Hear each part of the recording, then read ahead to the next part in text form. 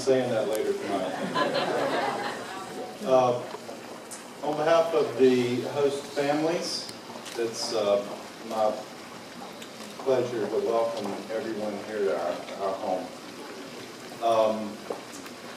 There takes a lot of teamwork and people to put on such an event like this, so what I wanted to do is just recognize a few people. And I have to read from the list, if you don't mind. Peter and Gabriella Albers, Paul and Julie Ford, Rich and Lori Hagen, Lou and Sylvia Hassett, Chris and Caroline Lafitte Jordan, Christian and Christine, Richard and Valerie, Elliot and Roseanne, Nick and Jean, John and Johanna, thank you, Didier and Pascal, Ludwig and Marie, Brian and Susan, and Alan and Jean. So please give the host families a big round of applause.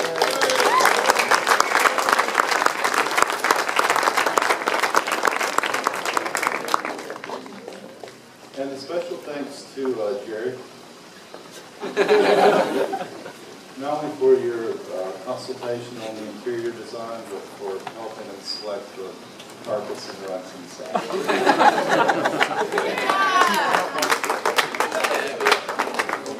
And if anyone wants to know the backstory behind that, see me later. For those who don't know me, I'm Keith Barringer. And my wife, Julie, here. We're thrilled to have this group here this evening. How many were at the ceremony today? It was almost impossible not to be moved by the ceremony today. It was such a special occasion for such a special group of young men and women. And the graduates weren't bad either.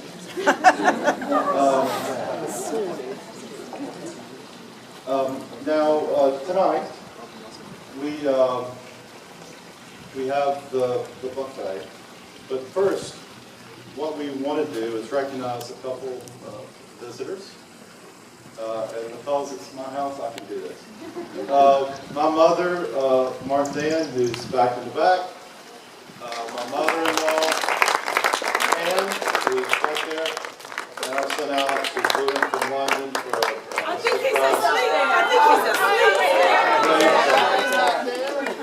He's coming.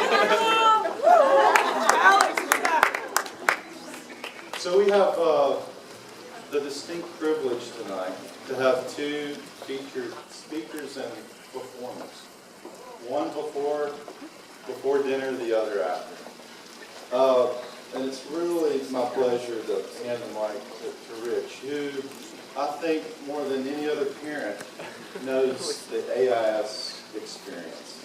Times two. Times two. Two lifers is pretty special, Rich. And when we were thinking through who would be best placed to really talk about AIS and the magic of the children that have been through AIS, we could think of no one better than you, Rich. So I'm going to hand the mic to Rich now, and he'll share a few reflections on this wonderful occasion. Thanks, Steve. Well, after an introduction like that, I can do nothing but fail, so I should probably just stop. I'd like to add to Keith's thanks and just recognize the hospitality that he and Julia provided with extending to all of us in our home tonight. I'd like to also thank the faculty whose dedication our children have all been able to graduate successfully. The students, the graduates now, I want to thank each and every one of them. You've given us a lot of pleasure. I speak for all the parents. A lot of joy over the years. Excuse me. I was asked to do this, and as Keith mentioned, as a lifer, and I'm not the only lifer here. There's a lot of families that have gone. We saw the students stand up today. We do have the perspective, because we had twins, we got to meet a lot of the international parents throughout the years, because we had a two French kids, one in the German and French on English Day, and one in the Spanish and French on English Day. So we got to know a lot of the parents. And the thing about AIS is it's a great community, and as I was reflecting back, I was thinking about, for Lori, my wife, and I, two American-born individuals joining AIS. We were pretty conspicuous. We didn't speak a second language. I remember the greetings, and probably a lot of you guys do, whether you do the handshake or you kiss the cheek. Is it the left cheek or the right cheek? Well, I remember freaking out about this in the beginning. I got to meet the record boards, and a good friend of mine, Alon, French native, I said, Alon, what do you do? He said, left, right, what's protocol? And I'll never forget his words. He said, reach, left, right, it doesn't matter, don't get stuck in the middle. And that in a nutshell was my experience. It's just cultural relations demystified and simplified. It made it easy. When I think of AIS, and I think over the last several years, the 14 years that we've been part of it, I can break them into 4 distinct chunks. And it's really the carpool years, followed by what I call the embarrassment years, and I'll explain that. Then it's the driving years, which I think many of the parents can relate to. And then the senior year, which is a year unto itself. So when I think of the carpool years, those were the years that we all, basically our lives revolved a 30-minute block in the morning and a 30-minute block in the afternoon, and God forbid you didn't make it there. And how many parents, when you're pulling up and your kid gets out and they're missing the book bag or shoes, or as my son one time as the door opened and he started to get out and got back in, and he looked at me and he said, Dad, man, my pants are on backwards. You just don't hear that in the business world that much. It struck me as just a great memory. I remember in those carpool years just watching kids in the band, Tristan Litre dragging a French horn that was about 3/4 of his size. Those were the years that Tony Locke started a soccer team for all the boys. It was the Lodices hosting all of the families in their home anytime. It was the Cooks offering the lake house. It was just a lot of community. It's a lot of the friendships started was really in those carpool years. And some of the friends that have lasted all through the years really originated either waiting in that line or picking up the kids. Those were the years that the weekends were ruled by birthday parties, right? Our whole calendar revolved around what's going on this weekend, or that 30-minute block has got to be a carpool. My assistant picked up my kids more time than I care to remember, just calling someone like, I can't believe it. But the carpool years came and went, and that got into what I call the embarrassing years. The embarrassing years aren't embarrassing for us, it's where we became embarrassments to our kids.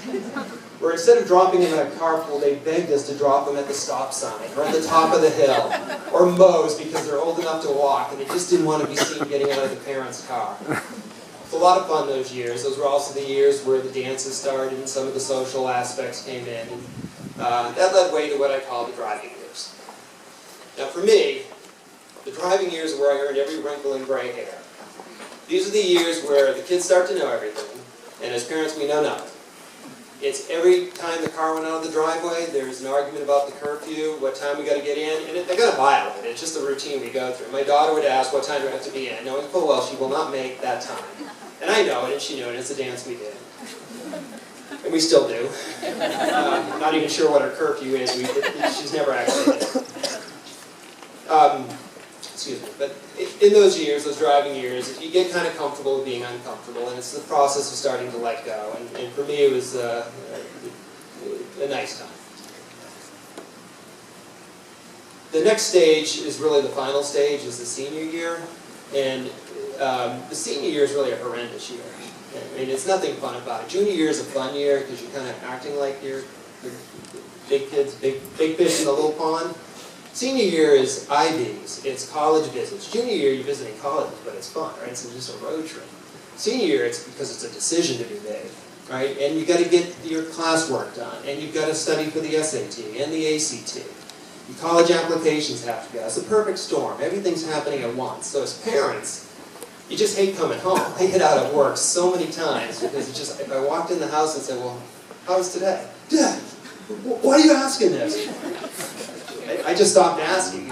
I think as parents and kids, we started living in a kind of an understood truce where I don't ask, I don't tell, we don't talk about it. It's just fine. At any rate, all that said, you make way, and congratulations to all of the seniors. You've made it through.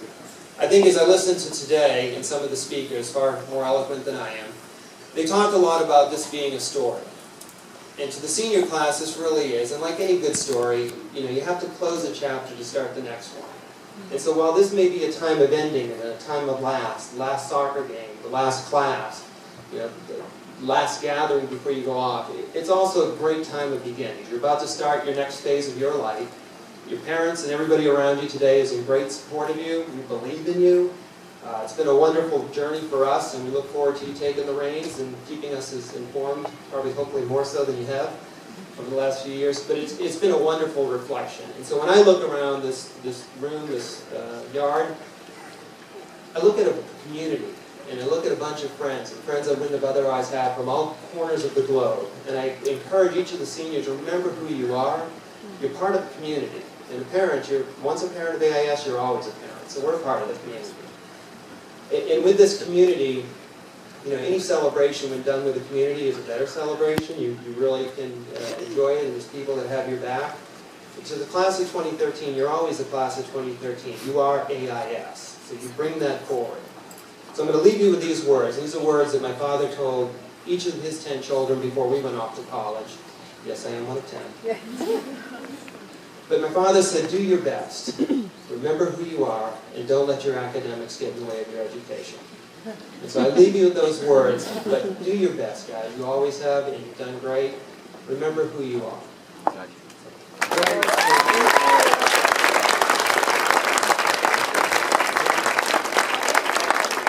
Thank you, Rick. There will be a special guest appearance after dinner. But now it's time for dinner. Dinner served. Yes. Particular logistics. Well, you can go down both sides of the table and, testing. You can go down both sides of the table. Please enjoy. Thank you.